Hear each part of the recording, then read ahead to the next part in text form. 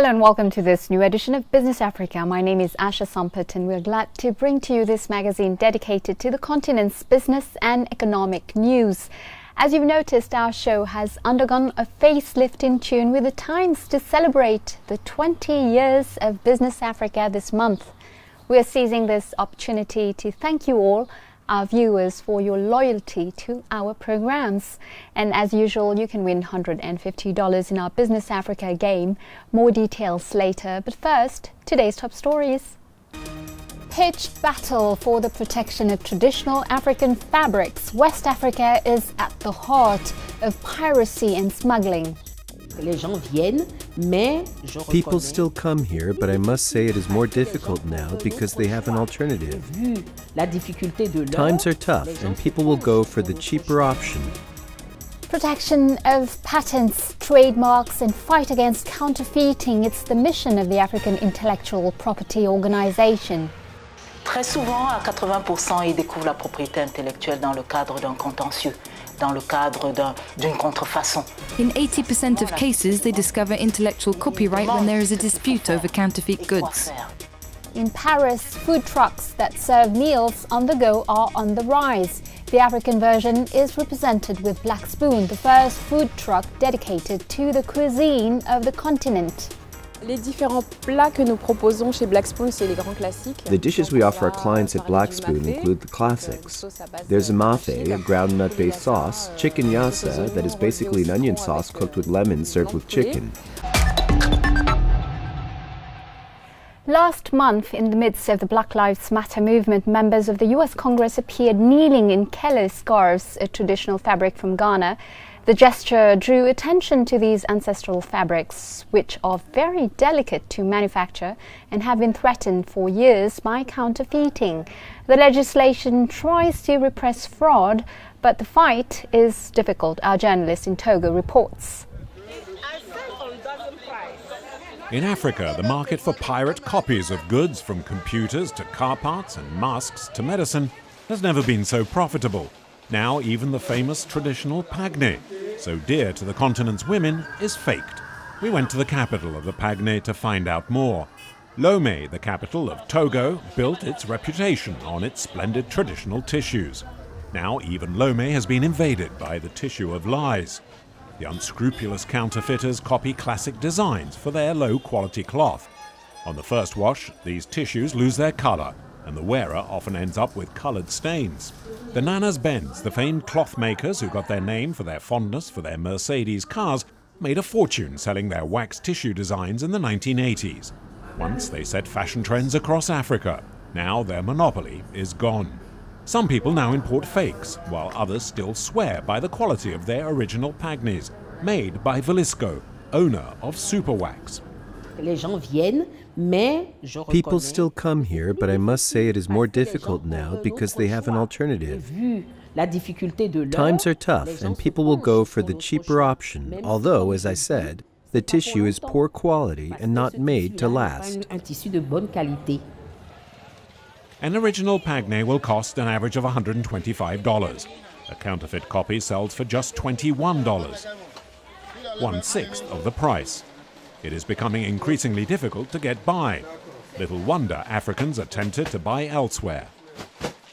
But cheap comes at a cost, just like fake medicines that can poison the patient and cosmetics that can burn the wearer's skin. The dyes and cloth used to make fake tissues can contain toxic chemicals. Au niveau sanitaire, en prenant seulement les médicaments, contrefaits les médicaments illicites, in health terms, we have seen counterfeit medicines cause cancer, diabetes, blood pressure, and kidney problems. Dialysis is increasingly common in Togo. As for textiles, if the product is poor quality, if they're made with lots of chemicals, they can badly affect the wearer's health by causing allergies. Lomé is one of West Africa's main deep-water ports. 7 million tons of freight transit here each year, making the city one of the pillars of the sub-region's economy. But it is also a gateway for illegal imports of counterfeit products. We accompanied the customs officers on patrol, searching for pirate copies. Telling the real thing from a fake is not always easy. Counterfeiters have increasingly sophisticated methods for imitating the genuine article, and an untrained eye could not tell the difference. Customs controls are a key part of the war on contraband. We were allowed to film a routine check. Everything is scrutinized, from the size of the pagnes to the patterns and labels. This time the goods were genuine. Unfortunately, this is an exception to the rule, as Mr. Akapo, a Lomé customs official, explained.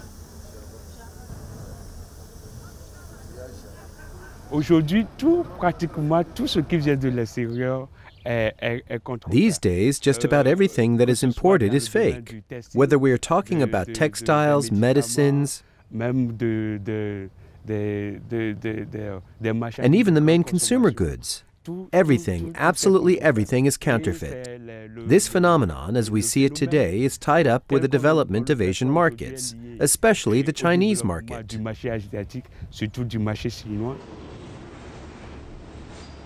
As well as being a threat for public health, the counterfeit trade is also undermining legitimate industries working to create employment and growth in Africa.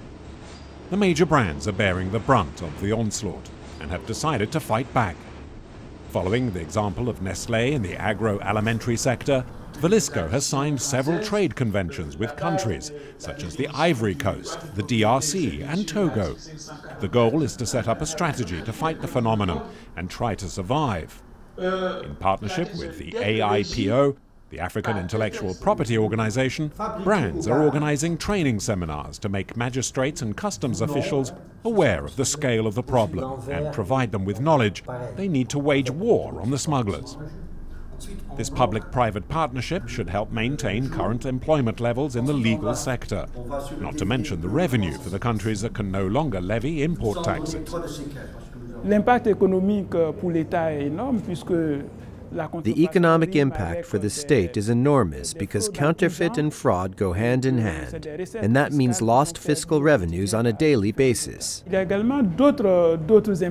are other, no less serious consequences, namely in terms of employment, simply because many local businesses can't compete on an uneven playing field and have had to close. That means layoffs and unemployment. Then there's the enterprise creation side of things that suffers because investors are not reassured by the general lawlessness of it all. So you see, the counterfeit trade has enormous consequences for Africa.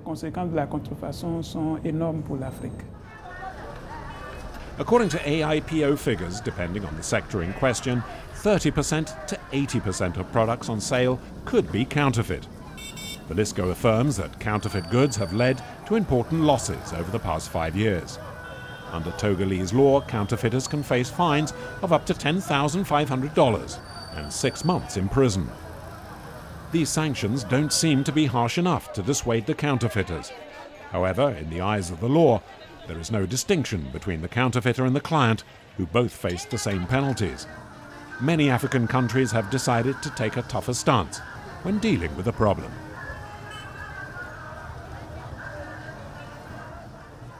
Another crisis in Nigeria with hundreds of thousands of dead pigs. It's the toll of a new epidemic of swine fever.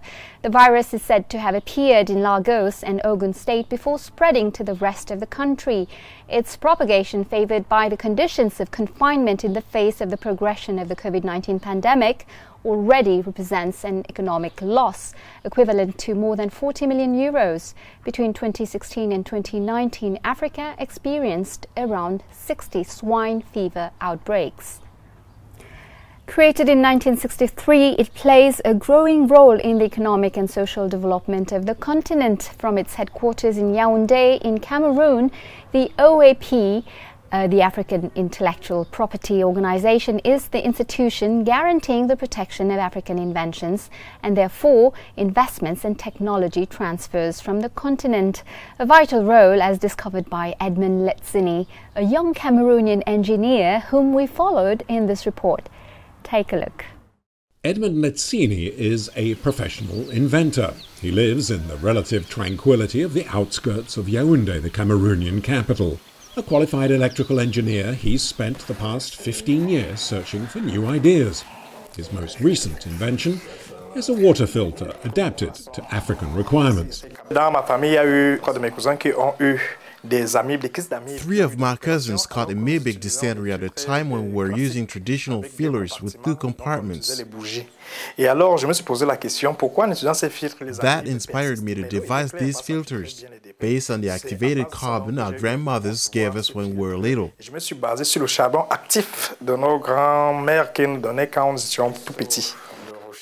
Activated carbon already has medical applications, but it also works wonders filtering amoeba and bacteria, unlike standard, cheap filters. At $4 each, these filters would be within the budget of most Africans. And the real challenge is making them affordable. According to the World Health Organization, waterborne diseases kill 30 million people a year.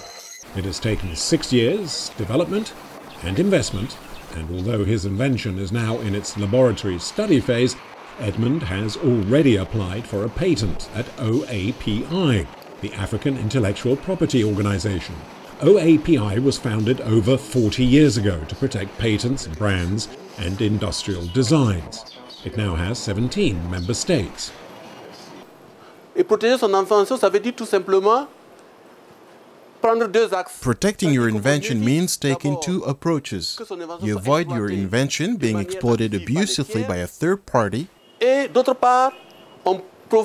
you make it profitable by exploiting it yourself or by licensing a third party to use it.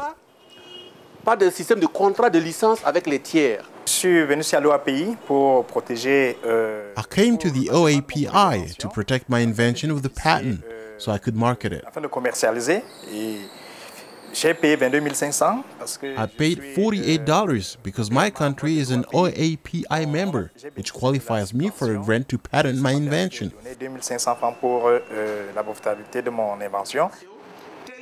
The invention's suitability needs to be established before a patent can be granted.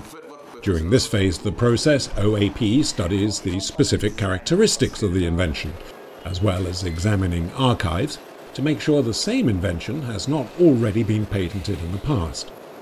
The organization also provides advice and carries out studies for clients in member states where it is represented. Alpha Cissé is a Malian inventor living in Bamako. He has received several awards for his voting machine. In Mali, we have a liaison structure to advise us. So we went there to get the information we needed to satisfy the conditions for patent approval. Once the patent has been granted, the invention is protected in the 17 member nations. Many foreign companies have contacted the organization to protect their inventions and brands. Unfortunately, African companies seem less aware of the need to protect intellectual copyright. Très souvent, à 80%, ils découvrent la propriété intellectuelle dans le cadre d'un contentieux, dans le cadre d'une contrefaçon. In 80% of cases, they discover intellectual copyright when there is a dispute over counterfeit goods. Pour les sortir d'affaires. Donc, c'est pas de manière préventive qu'ils se préparent. Then and only then do they wonder what to do and how to do it. So it's not preventative, it's to solve a problem. Qu'ils viendront, qui se préoccuperont de la propriété intellectuelle. Politicians seem equally unaware of the issues at stake.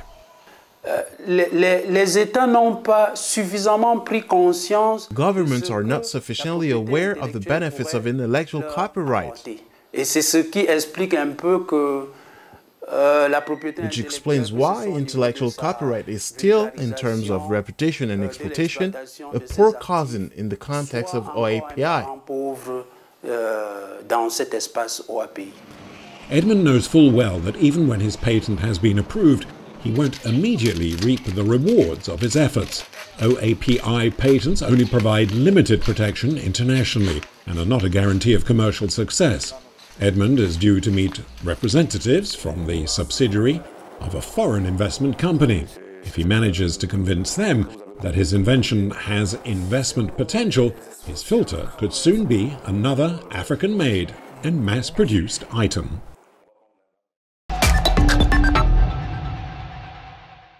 You on Business Africa, welcome back to the second part of our program. Evariste Ndayishimiye is the new president of Burundi since June 18th this month.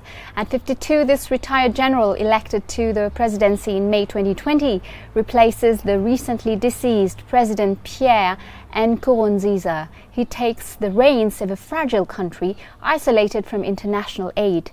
What will happen now? Dr. Paul Simon Handy, Senior Regional Advisor at the ISS Institute for Security Studies, Regional Office for West Africa, the Sahel and the Lake Chad Basin, agreed to answer to our questions. Dr. Paul Simon Handy, thank you for joining us on Business Africa to talk about the succession of Pierre Nkurunziza in Burundi.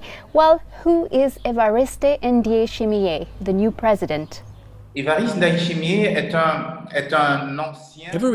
Ndayishimiye is a member of the CNDD-FDD political party that's been in power in Burundi for 15 years. The party was founded as an armed rebel group that Ndayishimiye had joined in the 1990s. So as a veteran, he enjoys a good reputation, as he is considered one of those who fought during the resistance, and who fought genuinely, which gives him considerable legitimacy in the country.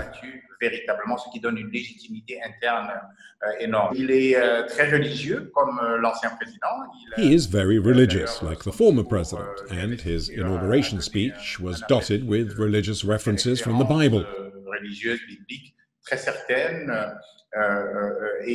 So in this sense, there will certainly be no significant change from the management of President Nkurunziza.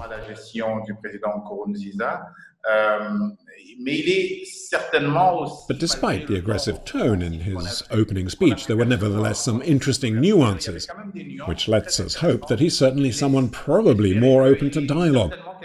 But, you know, finally, you have to give him the benefit of the doubt, see how he actually handles his newfound power. Who are his allies, including from the international scene? Internally, it's clear that he needs the support of the party. Moreover, we can consider his opening speech as a kind of pledge to the radicals within the party, to tell them that there wouldn't be any fundamental change.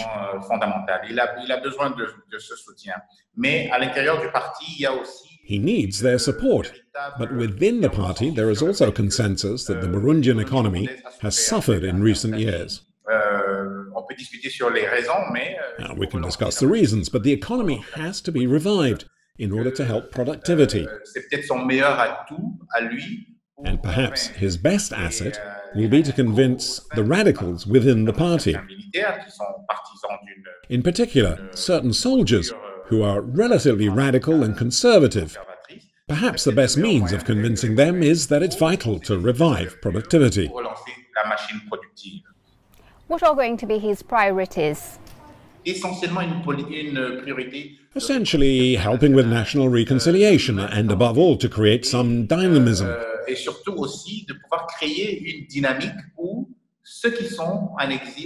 Where those who are in exile no longer feel in danger. And I think that the CNDD-FDD must make some pledges, which is not easy, it must be said, because the party controls practically all the institutions of the country, and it will not be easy for President Ndayishimiye to convince the radicals to let go. Dr. Paul Simon Handy, thank you. Still no cancellation in sight, but China says they are ready to alleviate the debt of several African countries. The measure announced by Chinese President Xi Jinping will concern concessional loans that were to be repaid this year. Africa's debt to China currently represents $145 billion, including $8 billion to be paid in 2020. Faced with the plea of several countries on the continent for the outright cancellation of Africa's external debt, Beijing encourages Chinese financial institutions to hold friendly consultations with African states. The showdown between Kenya and Djibouti for a non-permanent seat on the United Nations Security Council was finally won by Nairobi. Kenya, which obtained 129 votes against 62 for Djibouti, will therefore replace South Africa and sit for 2 years in this international body of 15 members. Unlike in previous years, African states had failed to agree on a single candidate. Black Spoon, it's the name of the food truck installed by Fatih Niang in the center of the Parisian business district of La Défense. This young woman of Senegalese origin thus showcases African gastronomy aboard her restaurant truck. On the menu, yassa chicken, mafé boudi tiep, alokos skewers, tuna pastels, but also grilled meats and donuts. Suffice to say, delights to travel through West Africa without moving. This is a report by Guillaume Durand. Tenez monsieur, un peu de piment? Non, ça va? Non, vous n'êtes pas piment. Bizarre. Donc pour vous, il y a ça aussi.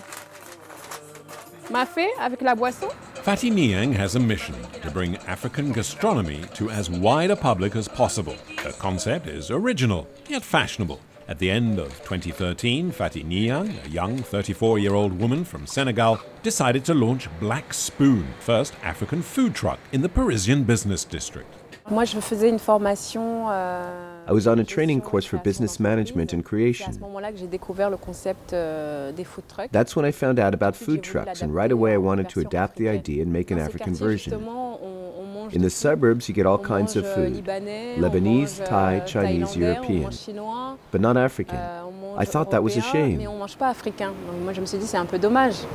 From Tuesday to Saturday, Fatih Niang and her team take Black Spoon all over town to places where lovers of African food and gourmets keen to discover new dishes can tuck into the continent's culinary delights. Les différents plats que nous proposons chez Black Spoon, c'est les grands classiques. The dishes we offer our clients at Black Spoon include the classics. There's a mafé, a ground nut-based sauce, chicken yassa, that is basically an onion sauce cooked with lemon served with chicken. Then there's thé boudien, the national dish of Senegal, which is rice with fish and vegetables. The ingredients she uses, mainly exotic drinks and gourmet food, are mostly organically grown. The meat is halal, and the fish comes from the markets in the Parisian Château Rouge district.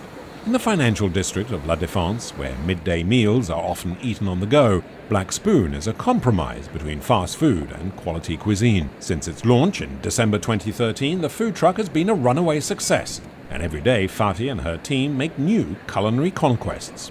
I thought the food was great. The different tastes were really good. The mafé is very filling, and it's a really warm, spicy dish.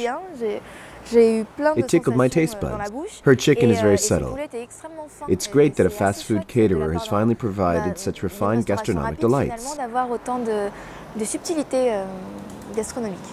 The Black Spoon aficionados come back for more week after week.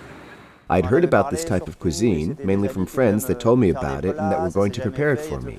In the end, it never happened, but now I've had the chance to try it all. It's very practical. The truck was right next to my work. I tried it and liked it a lot. It's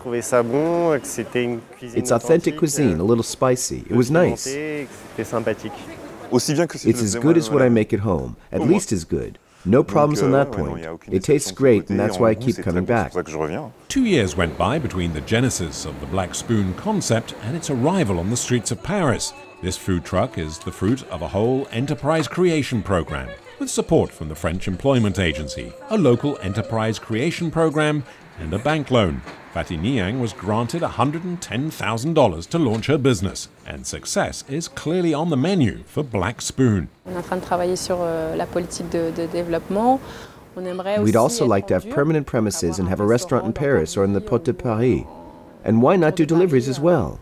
We're working on that too. On average, a meal at Black Spoon will cost you between $10 and $16. That's a small price to pay to discover the subtle blend of gastronomy and street catering. A taste of sunshine. It's now time to reward our loyal viewers of Business Africa. It's up to you to answer to the following questions. If you are drawn among those who have given the correct answers, you will win $150. This is game number 527, so listen carefully to the 2 questions that follow, and good luck. First question: where are the OAP headquarters located? Dakar, Addis Ababa, Yaoundé. Second question: what product does Vlisco manufacture? Luxury cars, medications, wax fabrics. You know the answers. You can participate now by going to our Facebook page, Business Africa. Answer the questions by sending us a message, and good luck. And of course, don't forget to include your contact details, name, address, telephone, email, and the number of the game you are entering with the answers, of course. This game, for example, is game number 527. The winner will receive $150 as our winner this week. Congratulations, you gave the correct answers to our game number 523. Here are the details. First question: how many people live on cotton in West and Central Africa? 20 million. Second question: according to the Central African Economic and Monetary Commission, the CEMAC, Cameroon's economic growth in 2020 should slow down as much as 3%. That's it. Business Africa is over for today. I'll see you next week, same time, same channel with Initiative Africa. We will talk to Aisha Abubakar Ashanu, a Nigerian entrepreneur proud of her face masks made in Africa. In the meantime, you can catch this show on our Facebook, Vimeo and YouTube channels, and follow us on our new Twitter account @AfricaShows, and feel free to share, like and comment using the hashtag Business Africa TV show. Until next week, keep safe and thanks for watching. Bye-bye.